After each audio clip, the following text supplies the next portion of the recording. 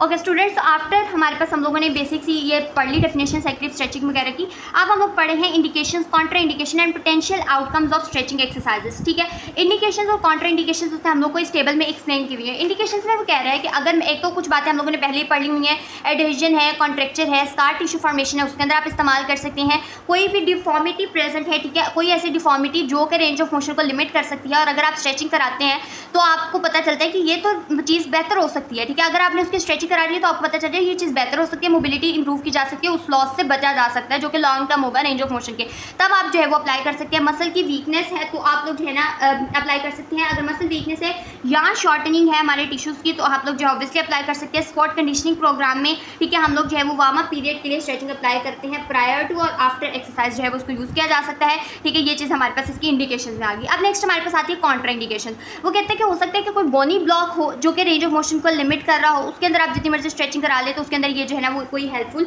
नहीं रहता। ठीक है, उसके बाद वो कहते हैं कि कोई रिसेंट फ्रैक्चर हो और अभी भी वो हीलिंग स्टेज के अंदर हो तो आप स्ट्रेचिंग नहीं कराते हैं, क्योंकि वहाँ पर जो है वो मजीद इन्फ्लेमेटरी चेंजेस होंगे, वहाँ पर जो हीलिंग का प्रोसेस है वो क्या हो जाएगा, प्रोलॉन्ग हो जाएगा। एक्यूट इन्फ्लेमेशन की स्टेज में स्ट्रेचिंग कॉन्ट्रा इंडिकेटेड होती है। इवन कि एक्यूट इन्फ्लेमेशन की स्टेज में मोशन को भी कॉन्ट्रा इंडिकेट किया जाता है ताकि जो है ना वो रिकवरी जो है वो बेहतर तरीके से हो सके और पेन एलिवेट ना हो। ठीक है, उसके बाद नेक्स्ट हमारे पास क्या है, शार्प या एक्यूट पेशेंट को पेन है तो भी आप स्ट्रेचिंग टेक्निक्स जो है वो यूज़ नहीं कर सकते हैं। ठीक है, कोई भी हीमाटोमा फॉर्मेशन है, वहाँ पर कोई ब्लड क्लॉट प्रेजेंट है, ठीक है, तो भी आप जो है वो स्ट्रेचिंग अप्लाई नहीं करते। ऑलरेडी मैंने आपको पहले बताया हुआ है कि अगर जॉइंट बहुत ज़्यादा या मसल बहुत ज़्यादा हाइपर मोबाइल हो गया है, ठीक है, तो हम अप्लाई नहीं कर सकते, क्योंकि मजीद स्ट्रेचिंग करेंगे मजीद वहाँ की जो स्टेबिलिटी है वो क्या हो जाएगी, लॉस हो जाएगी, और जो है वो डैमेजिंग होगा, इंजरी होने के चांसेस ज़्यादा होंगे।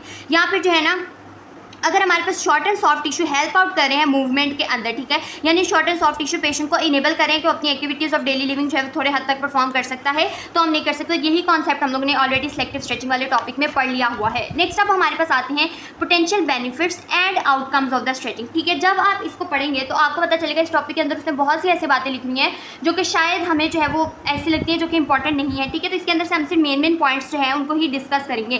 तो पहला जो हमारे पास पॉइंट है that is increase flexibility and range of motion. ठीक है, पहले तो बात है, पीछे से हम पढ़ते आ रहे हैं स्ट्रेचिंग है ही ऐसा मैन्योवर जिससे फ्लेक्सिबिलिटी को और रेंज ऑफ मोशन को इंक्रीज करना है। तो पहले इसका बेनिफिट है फ्लेक्सिबिलिटी और रेंज ऑफ मोशन को इंक्रीज करना है। अब वो कहते हैं कि किस मैकेनिज्म के थ्रू ये करता है, तो कहते हैं कि जब स्ट्रेचिंग की जाती है तो उसके अंदर हमारे पास एक तो मसल के अंदर बायोमैकेनिकल न्यूरल चेंजेस आते हैं, कॉन्ट्रेक्टाइल और साथ ही साथ नॉन कॉन्ट्रेक्टाइल एलिमेंट के भी अंदर। ठीक है, तो नॉन कॉन्ट्रेक्टाइल एलिमेंट के अंदर, कॉन्ट्रेक्टाइल एलिमेंट के अंदर तो आएंगे क्योंकि आप उसको स्ट्रेच करें, लेकिन नॉन कॉन्ट्रेक्टाइल एलिमेंट्स के अंदर भी कुछ चेंजेस जो है वो आते हैं जिसकी वजह से वो जो है वो चेंजेस उसके क्या रहते हैं, परमानेंट रहते हैं। ठीक है, उसके बाद वो कहते हैं कि अब हमारे पास जो है ना होता ही है कि अगर हमारे पास जो है वो स्ट्रेच इंड्यूस गेंस का मैकेनिज्म, एक तो ये बेसिक है। उसके बाद कहते हैं कि अगर हमारे पास जो है स्ट्रेचिंग के स्टिफनेस हुई है मसल की जिसकी वजह से रेंज ऑफ मोशन लिमिटेड है, तो इसमें फेशिया भी हेल्पफुल रहता है। वो कहते हैं कि अगर जो आपका फेशिया है जब आप स्ट्रेचिंग कर रहे हैं तो आपका फेशिया भी इन सब चीज़ों से प्रिवेंट करता है, फेशिया भी रिस्पॉन्ड करता है स्ट्रेचिंग को। और किस तरह से रिस्पॉन्ड करता है, बाय इंक्रीजिंग इट्स कंप्लायंस। ठीक है, उसके अंदर चूंकि स्ट्रेचिंग करते हैं तो हीट चेंजेस प्रोड्यूस होते हैं। हीट हमें पता है किसी भी चीज़ की कंप्लायंस को क्या करती है,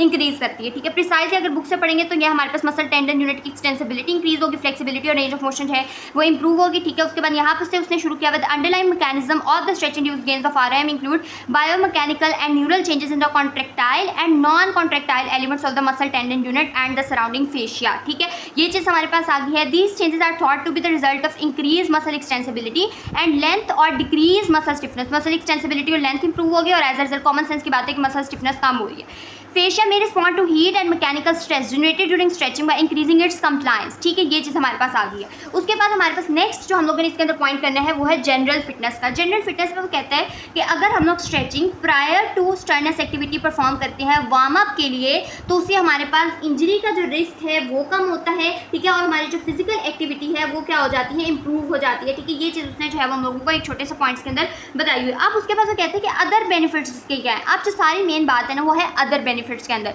वो कहते हैं कि हमारे पास इसके दो बेनिफिट ये हैं कि एक तो ये इंजरी को प्रिवेंट करता है और दूसरा ये कि पोस्ट एक्सरसाइज मसल सॉन्डनेस अगर किसी पेशेंट को है, ठीक है, मतलब एक्सरसाइज करने के बाद जो पेन वगैरह होती है ये उसको रिड्यूस करता है, उसकी ड्यूरेशन को कम करता है, उसकी सेवेरिटी को कम करता है। ठीक है, ये जो पॉइंट है इसको थोड़ा सा हमारे पास ना यहाँ पर एक्सप्लेन किया गया हुआ है। ठीक है, इसलिए हमारे पास ना छोटी छोटी बातों में इसको बताया हुआ है कि an acute bout of the stretching for warm up prior to strenuous active event and prevention reduction is like the likelihood of the soft tissue injury और the severity of the duration of the post exercise delayed muscle soreness. ठीक है, ये हमारे पास आ गया।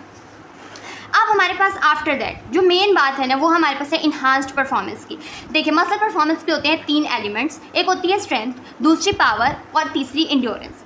Strength से क्या मुराद है कि मसल कितना लोड लिफ्ट कर सकता है, ठीक है। पावर से क्या मुराद है, इसमें पावर में हमेशा टाइम का एलिमेंट आ सकता है, ठीक है, यानी वो कितना लोड, कितनी रेपिटेशंस कितने टाइम में परफॉर्म कर रहा है, ठीक है। और इंड्योरेंस से मुराद ये है कि वो कितनी रेपिटेशंस परफॉर्म कर सकते हैं, कितनी बार एक लोड को लिफ्ट कर सकते हैं, या फिर जो है वो उसको कितना लिफ्ट कर सकते हैं, क्या ड्यूरेशन है उसको लिफ्ट करने की, ठीक है। ये चीज़ हमारे इसके एलिमेंट्स के अंदर आ जाती है। इसके साथ साथ हमारे पास एक फिजिकल फंक्शनिंग है, स्ट्रेचिंग। स्ट्रेंथ मसल परफॉर्मेंस को भी इंप्रूव करती है और फिजिकल फंक्शनिंग को भी इंप्रूव करती है। अब यहाँ पर हमारे पास स्ट्रेचिंग के पहले डिफरेंट टाइप्स को समझते हैं, फिर हम इसको समझेंगे। पहली स्ट्रेचिंग की हमारे पास टाइप है एक्यूट और प्री इवेंट स्ट्रेचिंग, ठीक है। एक्यूट और प्री इवेंट स्ट्रेचिंग से मुराद है एक तो ये कि आप लोगों ने एक्सरसाइज करनी है, स्ट्रेनस एक्टिविटी, उससे पहले आप स्ट्रेचिंग कर रहे हैं, ठीक है, ये तो बात समझ आ गई। एक्यूट है यानी आप लोगों ने एक तो ये कि बहुत हमेशा से स्ट्रेचिंग नहीं करते हैं, बस आपने छोटी थोड़ी सी स्ट्रेचिंग की उससे पहले और आपने शुरू कर दिया। क्रॉनिक स्ट्रेचिंग से मुराद है कि अगर आप आदत है आपको स्ट्रेचिंग करने की, ठीक है, अगर आप जो है वो वीकली स्ट्रेचिंग परफॉर्म करते हैं, ठीक है, वीक में 2 to 3 डेज अगर आप स्ट्रेचिंग परफॉर्म करें, दैट इज क्रॉनिक स्ट्रेचिंग। उसके बाद है एक्यूट स्टैटिक स्ट्रेचिंग, यानी एक तो आपने एक्यूट स्ट्रेचिंग की यानी आपने इवेंट से पहले ही सिर्फ की, आप स्ट्रेचिंग के आदी नहीं थे। एक्यूट स्टैटिक स्ट्रेचिंग की यानी आपने अपने उस स्ट्रेच को 5 से 10 सेकंड के लिए मेंटेन करके रखा, ठीक है। और एक्यूट डायनामिक स्ट्रेचिंग की यानी आप लोगों ने रेपिटेशंस परफॉर्म की स्ट्रेचिंग करते वक्त, आपने उसको बहुत ज़्यादा ड्यूरेशन के लिए स्टॉप करके नहीं रखा, ठीक है, स्ट्रेच को मेंटेन नहीं किया। ये हमारे पास डिफरेंट टाइप्स हैं। यहाँ तक कोई भी मुश्किल चीज़ नहीं है, ये चीज़ इंपॉर्टेंट है। यहाँ से हम लोग जो है वो बुक से रीड के पढ़ते हैं। Must be made between a bout of stretching carried out just before a strenuous activity, acute और pre event stretching and a program stretching exercise performed on regular basis over a period of weeks is termed as chronic stretching, ठीक है। ये चीज़ आ गई। अब यहाँ पर systemic review आपको क्या कहता है, वो ये कहता है, सिस्टमेटिक रिव्यू ये कहता है लिटरेचर का कि acute stretching either has no effect, एक तो ये कि उसका कोई इफेक्ट नहीं है, और decrease rather than enhances muscle performance, एक तो कोई इफेक्ट नहीं है, दूसरा ये मसल परफॉर्मेंस को कम भी कर देती है, ठीक है। और इसके अंदर हमारे पास ना स्ट्रेच, जब भी हम लोग जो है वो कुछ एक एलिमेंट होता है स्ट्रेच इंड्यूस स्ट्रेंथ लॉस, ठीक है। जब मसल को स्ट्रेच किया जाता है तो उसकी वजह से जब एक्यूट स्ट्रेचिंग की जाती है और स्टैटिक की जाती है तो उसकी वजह से ना मसल की स्ट्रेंथ लूज होना शुरू हो जाती है। इसमें हमारे सेंसरी एलिमेंट्स कुछ आते हैं, रिसेप्टर्स आती है, मसल के लेंथ टेंशन रिलेशनशिप इसके अंदर जो है ना वो आ रहे होते हैं, ठीक है। ये चीज़ आपने समझनी है। उसके बाद ना ये acute stretching also provides no benefit और has negative effect on the performance of the activity that required strength such as sprinting और jumping. These performance decrements are greatest when static stretchings are held for longer than 90 second, यानी कि सबसे ज़्यादा कब होंगे जब आप 90 सेकंड से ज़्यादा एक स्ट्रेच को जो है वो होल्ड कर रहे हैं, ठीक है। इसके अंदर हमारे सेंसरी रिसेप्टर्स का काम आता है। ये तो पढ़ लिया स्टैटिक स्ट्रेचिंग, हमें अंदाजा हो गया कि एक्यूट स्टैटिक स्ट्रेचिंग तो बेनिफिशियल नहीं है, ठीक है। अब हम बात करते हैं डायनामिक स्ट्रेचिंग। अब उसने यहाँ पर हम लोगों को कहा है कि acute dynamic stretching appear to lead enhance performance, क्या करिए, परफॉर्मेंस को इन्हांस करिए, especially with longer duration stretches greater than 90, यानी 90 सेकंड के ड्यूरेशन के अंदर आपने 3 या 4 बार उस मसल को स्ट्रेच किया, ठीक है, ये पॉइंट है। Dynamic stretching defined as a controlled movement through an active range of motion for each joint. Similarly performing stretching exercises as a part of comprehensive conditioning program on regular basis और a period of the week, chronic stretching not only increase flexibility but also appears to have beneficial effect on the muscle performance. तो हम लोगों ने अंदाजा लगाया कि dynamic stretching beneficial है और क्रॉनिक स्ट्रेचिंग यानी आप रेगुलर स्ट्रेचिंग करते रहते तो वो मसल परफॉर्मेंस को इंप्रूव कर सकती है एज कंपेयर टू एक्यूट या स्टैटिक स्ट्रेचिंग, ठीक है। तो मैंने इसको बुक से रीड किया ताकि हम लोग को ये पॉइंट समझ आ जाए। आई होप कि जो है ना ये चीज़ आपको क्लियर होती हो।